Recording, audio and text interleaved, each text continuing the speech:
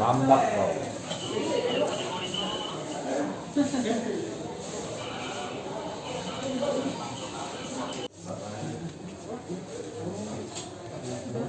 Gimana?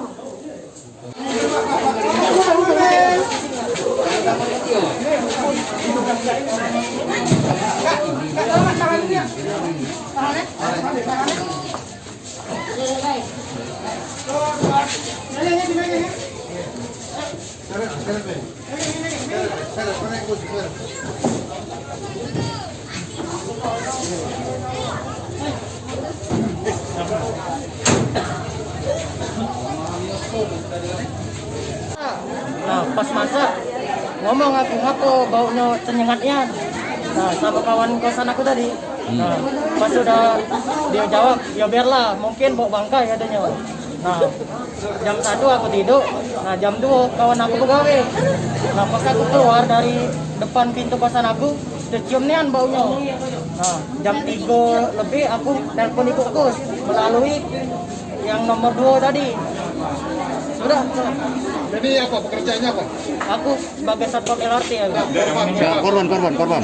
Ini dia aku. Setahu aku Gojek dia. Dia Sendirian tinggal di sini.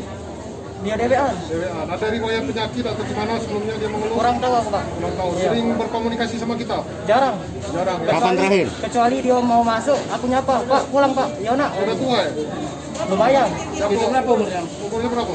Nah, sekitar 40 ke atas lah. Dia tinggal di sini sendirian? Iya. Asli rumah dong? Nah, tidak tahu kalau itu, Pak. Siapa nama yang mati ini? Kurang tahu juga aku, Pak. Sudah berapa lama di kos ini? Duluan kamu apa duluan? Duluan aku. Berarti baru dia berapa lama lah? Kalau tidak salah tanggal 29 itu lah ibu kos yang Apa nama ngecek kita? aku. Nama kita? Maulana Bayu Haji. Sama kadang-kadang didatangi sama anaknya yang tadi yang anaknya kecil itu. Oh, berarti keluarganya dekat sini loh. Dekat sebelah tetangga kita sendiri.